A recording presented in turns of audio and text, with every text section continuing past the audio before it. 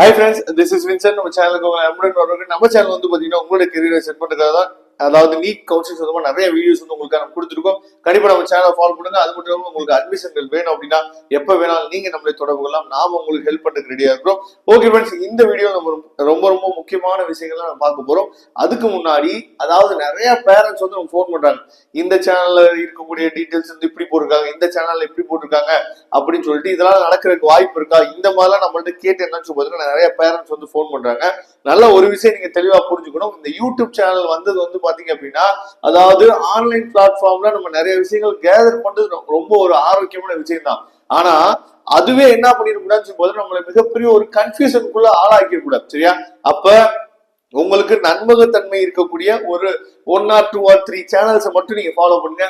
எல்லா சேனல்ஸையும் நீங்க ஃபாலோ பண்ணீங்க அப்படின்னா அதுல நிறைய வந்து பாத்தீங்கன்னா கன்ஃபியூஷன்ஸ் வரும். சரியா? அவங்க எந்த டேட்டாவை அனலைஸ் பண்ணி போடுறாங்க, என்ன ஏது அப்படிங்கிறது வந்து பாத்தீங்க அப்படின்னா அது தெரியாது. அதனால நீங்க ஃபர்ஸ்ட் ஒரு விஷயம் புரிஞ்சுக்கணும். யூடியூபர்ஸ் போடக்கூடிய வீடியோஸ் எல்லாமே வந்து பாத்தீங்க அப்படின்னா லாஸ்ட் இயரையும் அதே மாதிரி இந்த வருஷம் என்ன நடந்துட்டு இருக்கு அப்படிங்கறத வச்சுதான் நம்ம என்ன பண்றோம் பாத்தீங்கன்னா ஒரு அனலைஸ் பண்ணி தான் கொடுக்குறோம். சரியா?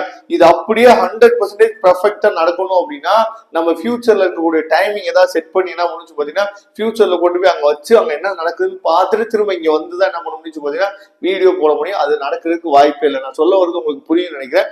இது எல்லாமே வந்து பாத்தீங்கன்னா லாஸ்ட் இயரோட அனலைஸ், அதே மாதிரி வந்து பாத்தீங்கன்னா இப்ப என்ன நடந்துட்டு இருக்கு அப்படிங்கறத வச்சு ஒரு அனுமானம் தான் எல்லாமே. எல்லா யூடியூபர்ஸுமே 100% சொல்றேன், எல்லா யூடியூபர்ஸுமே ஒரு அனுமானத்தை வச்சுதான் போடுவாங்க. இந்த ரேங்க்ல இது கிடைக்கும், இந்த ரேங்க்ல இது கிடைக்கலாம் அப்படின்னு தான் சொல்லுவாங்க.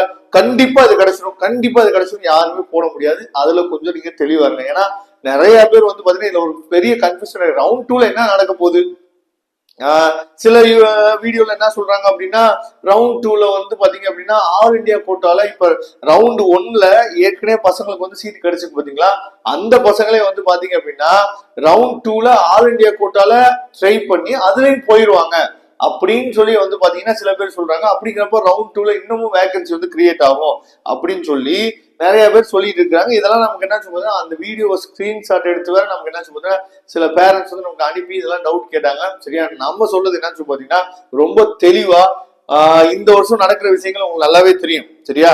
அதாவது எவ்வளவு கட் ஆஃப் வந்து குறையிறதுக்கு வாய்ப்பு இருக்கு அப்படிங்கிறது நல்லாவே உங்களுக்கு தெரியும். ஒவ்வொரு மார்க்லயும் எவ்வளவு பசங்க இருக்கிறாங்க. ஏன்னா எந்த வருஷமுமே இல்லாத ஒரு விஷயம் வந்து இந்த வருஷம் நமக்கு நடந்துட்டு இருக்குங்கிறது நல்லாவே தெரியும். அதாவது நம்பர் ஆஃப் ஸ்டூடெண்ட்ஸ் வந்து ஒரு குறிப்பிட்ட கட் ஆஃப்ல அதிக பேர் இருக்கிறாங்க. இது வரைக்கும் அந்த மாதிரிலாம் இருந்ததே இல்லை. ஆனா இந்த வருஷம் அந்த மாதிரி விஷயங்கள் நடந்துட்டு இருக்கு. அதனால கொஞ்சம் நீங்க தெளிவா நீங்க புரிஞ்சுக்கணும். இப்ப எல்லாத்தையுமே சந்தோஷமா நானும் தர்றதுக்காக என்ன பாத்தீங்கன்னா இப்ப பாருங்க கட் ஆஃப் வந்து இவ்வளவு தூரம் குறைஞ்சுன்னு சொல்லிட்டு நான் வீடியோ போட முடியுமா அப்படின்னு சொல்லி கேட்டீங்க அப்படின்னா இப்ப வந்து ஓசிக்கு வந்து 518 எல்லாம் கிடைச்சிரும், பிசிக்கு வந்து பாத்தீங்கன்னா 344, பிசிஎம்க்கு வந்து பாத்தீங்கன்னா 385, எம்பிசிக்கு வந்து பாத்தீங்கன்னா 292, எஸ்சிக்கு வந்து பாத்தீங்கன்னா 394, எஸ்சிஏக்கு வந்து பாத்தீங்கன்னா 357, எஸ்டிக்கு வந்து பாத்தீங்க அப்படின்னா 274. சரியா? இது வந்து 392 சாரி 292 392. சரியா? இதெல்லாம் என்ன அப்படின்னு சொல்லி கேட்டீங்க அப்படின்னா அதாவது பிடிஎஸ்ல சரியா செல்ஃப் பைனான்ஸ்ல க்ளோஸ் ஆன கட் ஆஃப்ஸ் இதெல்லாம். அப்ப இது அப்படியே நமக்கு வந்து எம்பிபிஎஸ் வந்தா எவ்வளவு சந்தோஷமா இருக்கும் அப்படின்னு சொல்லிட்டு நாமளும் வீடியோ போடலாம். சரியா? ஆனா அதுக்கெல்லாம் வாய்ப்பு இல்லை அப்படிங்கிறது உங்களுக்கு நல்லாவே தெரியும். சரியா? அதனால நம்ம மனசை ஹாப்பியா வச்சுக்கிறதுக்கு வந்து பாத்தீங்க அப்படின்னா சில விஷயங்கள் வந்து நம்ம என்ன பண்ணலாம் சொல்லும்போது இதெல்லாம் நம்ம எடுத்துக்கலாம். ஆனா நல்லா தெளிவா நீங்க ஒரு விஷயம் புரிஞ்சுங்க, இயல்பா என்ன நடக்குது அப்படிங்கிறது மட்டும் தான் நம்ம சேனல்ல எப்பயுமே கொடுத்துருவோம். நல்லா நீங்க கவனிச்சீங்க அப்படின்னா இது வந்து என்னன்னா government quota, pure government quota. சரியா? இது வந்து பாத்தீங்கன்னா செல்ஃப் பைனான்ஸ், இது வந்து பாத்தீங்கன்னா பிரைவேட் யூனிவர்சிட்டி. சரியா? இப்ப எங்க வந்து ஒரு பெரிய மாற்றம் நடக்கிறதுக்கு வாய்ப்பு இருக்கு அப்படின்னா இந்த பிரைவேட் யூனிவர்சிட்டியில முடிஞ்சிருக்கு பாத்தீங்களா, இந்த பிரைவேட் யூனிவர்சிட்டி ஃபுல்லாவே வந்து பார்த்தோம் அப்படின்னா அவங்க என்ன பண்றாங்க அப்படின்னா பிரைவேட் யூனிவர்சிட்டியில ஃபீஸ் ஸ்ட்ரக்சரை பார்த்தோன்னே நிறைய பேர் ரிப்போர்ட் பண்ணவே கிடையாது. பிரைவேட் யூனிவர்சிட்டியில நிறைய பேர் ரிப்போர்ட் பண்ணவே கிடையாது. அப்ப ரவுண்ட் 2 ஃப்ரெஷ்ஷா சரியா ரவுண்ட் 2க்கு உள்ள வரவங்க, அதே மாதிரி ரவுண்ட் 2ல வேகன்சி இருக்குமான்னு நினைக்கிறவங்க நீங்க எதை போக்கஸ் பண்ணலாம் அப்படின்னு சொல்லி பாத்தீங்கன்னா பிரைவேட் யூனிவர்சிட்டியை நீங்க போக்கஸ் பண்ணலாம். இப்ப கவர்மெண்ட் கோட்டாவோட க்ளோசிங் கட் ஆஃப் ஓசில வந்து பாத்தீங்கன்னா 651, செல்ஃப் பைனான்ஸ்ல வந்து பாத்தீங்கன்னா 607, ஆனா பிரைவேட் யூனிவர்சிட்டியில பாருங்க 583. சரியா?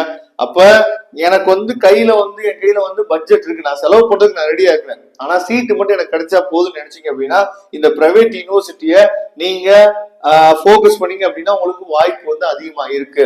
சார் எனக்கு வந்து கவர்மெண்ட் கோட்டால செகண்ட் ரவுண்ட்ல வர்றதுக்கு வாய்ப்பு இருக்கா, அதே மாதிரி செல்ஃப் பைனான்ஸ்ல எனக்கு செகண்ட் ரவுண்ட் வர்றதுக்கு வாய்ப்பு இருக்கான்னு சொல்லி கேட்டீங்க அப்படின்னா செல்ஃப் பைனான்ஸ்ல கூட என்ன பண்ணலாம் சொல்றேன், வாய்ப்புகள் இருக்கு. ஆனா கவர்மெண்ட் கோட்டால என்ன பண்ணுவாங்க அப்படின்னா நல்லா ஒரே ஒரு விஷயம் மட்டும் தான் நடக்கிற வாய்ப்பு இருக்கு. கவர்மெண்ட் கோட்டாக்குள்ள செகண்ட் ரவுண்டுக்குள்ள நான் போகணும், பியூர் கவர்மெண்ட்டுக்குள்ள நான் போகணும் அப்படின்னா இந்த ஸ்டூடெண்ட்ஸ் எல்லாருமே round 1 round 2 all India counselling இருக்கு பாத்தீங்களா, அதுல யாராவது மிஸ் ஆகி உள்ள போனாங்க அப்படின்னா நமக்கு வந்து சீட் கிடைக்கிறதுக்கு வாய்ப்பு இருக்கே தவிர மத்தபடி பியூர் கவர்மெண்ட்டுக்குள்ள செகண்ட் ரவுண்டுக்குள்ள போறதுக்கு வாய்ப்பு வந்து ரொம்ப குறைவு. இதுல இருக்க ஸ்டூடெண்ட்ஸ் வந்து போனாங்கன்னா மேபி நமக்கு வந்து பாத்தீங்க அப்படின்னா பியூர் கவர்மெண்ட்ல எம்பிபிஎஸ் சீட்ஸ் வந்து கிடைக்கிறதுக்கு வாய்ப்புகள் இருக்கு. இதை தெளிவா நீங்க புரிஞ்சுக்கணும். சரியா? அப்படிங்கிற பட்சத்துல இதுல எவ்வளவு சார் செல்ஃப் பைனான்ஸ்ல எவ்வளவு சார் குறையறதுக்கு வாய்ப்பு இருக்கு, இதை பத்தி நம்ம ஏற்கனவே டீட்டெயிலா வீடியோ போடுறோம். சரியா? அதாவது 1 மார்க்ல இருந்து 7 மார்க் வரைக்கும் அப்படின்னு சொல்றது, அது 1 மார்க்கும் குறையலாம், 2 மார்க்கும் குறையலாம், 3 மார்க் குறையலாம், 7 மார்க் வரைக்கும் நமக்கு குறையிறதுக்கு வாய்ப்புகள் வந்து இருக்கு. இதை தெளிவா நீங்க புரிஞ்சுக்கணும். சரியா? அப்ப செல்ஃப் பைனான்ஸ்ல நமக்கு மேபி, ஏன்னா செல்ஃப் பைனான்சிங் ஃபீஸ் ஸ்ட்ரக்சரையும் வந்து பாத்தீங்க அப்படின்னா அதர் ஃபீஸ் அப்படின்னு சொல்லி நம்ம கவர்மெண்ட் பிக்ஸ் பண்ணிட்டு வந்து 4.5 பிக்ஸ் பண்ணிருக்கான்னு வச்சுக்கோம். சரியா? ஆனா அதர் ஃபீஸ் சொல்லி என்ன பண்றாங்கன்னு பாத்தீங்கன்னா அது காலேஜை பொறுத்து வேரி ஆகும். நமக்கு ஹாஸ்டல் ஃபீஸோட சேர்த்து கிட்டத்தட்ட 8 லட்சம், 9 லட்சம், 10 லட்சம், 12 லட்சம் வாங்கக்கூடிய college self finance, even self finance government கோட்டாக்கு உள்ள போனாவே அவ்வளவு ஃபீஸ் வந்து வாங்கக்கூடிய காலேஜஸ் இருக்கு. அந்த ஃபீஸ் ஸ்ட்ரக்சர் கேட்டோடனே நிறைய பேர் ரிப்போர்ட் பண்ணவே இல்லை. சரியா? இதை நீங்க தெளிவா என்ன பண்ணு பார்த்தா கொஞ்சம் நீங்க புரிஞ்சுக்கணும். அப்ப செல்ஃப் பைனான்ஸ்ல நமக்கு சீட் கிடைக்கிறதுக்கு வாய்ப்பு இருக்கு. அந்த செல்ஃப் பைனான்சிங் சீட் வந்து 1ல இருந்து 7 மார்க் வந்து குறைய வாய்ப்பு இருக்கு. ஆனா இந்த பிரைவேட் யூனிவர்சிட்டிய எவ்வளவு குறைய போது நம்ம சொல்லவே முடியாது. ஏன்னா பிரைவேட் யூனிவர்சிட்டியை பொறுத்த வரைக்கும் யார் கையில பட்ஜெட் இருக்கோ அவங்க தான் உள்ள போறாங்க. சரியா? ஏன்னா நமக்கு வந்து எஜுகேஷன் லோன் போடலாம் நம்ம நினைக்கலாம். எஜுகேஷன் லோன் வந்து ஒரு குறிப்பிட்ட லெவல் தான் என்ன பண்ணுவாங்க கொடுப்பாங்க. லோன் கொடுக்குறவங்க வந்து பாத்தீங்க அப்படின்னா எந்த வித டாக்குமெண்ட்டுமே இல்லாம 4 இருந்து 5 லேக் வரைக்கும் தான் எந்த வித டாக்குமெண்ட் வாங்க மாட்டாங்க எஜுகேஷன் லோனுக்கு. மற்றபடி அதுக்கு மேல நம்ம கேட்டோம் அப்படின்னாவே நம்மளோட டாக்குமெண்ட்ஸ் ஏதாவது வீட்டு பத்திரமோ ஏதாவது வாங்கி தான் என்ன பண்ணுவோம் பாத்தீங்கன்னா நமக்கு வந்து எஜுகேஷன் லோனே கொடுக்க போறாங்க. சரியா? அதனால பிரைவேட் யூனிவர்சிட்டியை நீங்க போக்கஸ் பண்ணலாம். இல்ல சார் இதெல்லாம் விட்டுருங்க, எனக்கு வந்து மார்க் வந்து ரொம்ப கம்மியா தான் இருக்கு, நான் வந்து கையில வந்து பாத்தீங்க அப்படின்னா நமக்கு வந்து அமௌண்ட் வந்து நான் செலவு பண்றதுக்கு நான் ரெடியா தான் இருக்கேன், அப்ப என்ன பண்ணலாம்னு சொல்லி கேட்டீங்கன்னா நம்மளே நீங்க தொடர்பு கொள்ளுங்க. நம்ம என்ஆர்ஐ லேப்ஸ்ல நம்ம என்ன சொல்றோம் உங்களுக்காக சீட்ஸ் வந்து எடுத்து கொடுக்கறதுக்கு நம்ம என்ன சொல்றோம் ரெடியா இருக்கிறோம். சரியா? அதனால அதெல்லாம் தாண்டி சார் எனக்கு கையில வந்து ரொம்ப பட்ஜெட் வந்து கம்மியா தான் சார் இருக்கு, அப்ப நான் என்ன பண்றது, ஆனா நான் பாஸ் பண்ணிட்டேன் நீட்ல அப்படின்னு சொல்லி கேட்டீங்கன்னா நான் ஏற்கனவே சொல்லிட்டேன் நெக்ஸ்ட் எக்ஸாம் நமக்கு வரப்போகுது. அப்ப நெக்ஸ்ட் எக்ஸாம் வந்துச்சு அப்படின்னா எல்லா பேருமே யூனிஃபார்மா இங்க வந்து என்ன பண்ண போறாங்க நெக்ஸ்ட் எக்ஸாம். சரியா? ஸ்டேஜ் 1 ஸ்டேஜ் 2 2 ஸ்டேஜ் எழுதிதான் ஆக போறாங்க. அப்படி எழுதுனாங்க அப்படின்னா நீங்க வந்து ஸ்டடிட் இன் அப்ராட்ல நீங்க படிச்சீங்க அப்படின்னா 4 லட்சம் வந்து 6 லட்சம் ரூபாய்க்குள்ள வருஷத்துல இவ்வளவுலயே நீங்க முடிச்சிடலாம். சரியா? அப்ப மொத்தமா சேர்த்து பேக்கேஜ் வந்து பாத்தீங்கன்னா 35 இருந்து 40 லேக் உள்ள நீங்க ஃபுல்லா எம்பிபிஎஸ் நீங்க என்ன பண்ணலாம் படிச்சு முடிச்சுட்டு வந்துடலாம். இங்க வந்து நீங்க நெக்ஸ்ட் எக்ஸாம் எழுதி நீங்க என்ன பண்ணலாம் உள்ள போயிடலாம். அதனால நல்ல லோ பட்ஜெட்ல நீங்க பண்ணணும்னு நினைச்சீங்க அப்படின்னா ஸ்டடி இன் அப்ராட் வந்து பெஸ்ட். ஓகே ஃப்ரெண்ட்ஸ், பார்க்கலாம். உங்களுக்கு ஹெல்ப் வேணும் அப்படின்னா எப்ப வேணாலும் நீங்க தொடர்பு கொள்ளுங்க, நாம உங்களுக்கு ஹெல்ப் பண்றது ரெடியா இருக்கும்.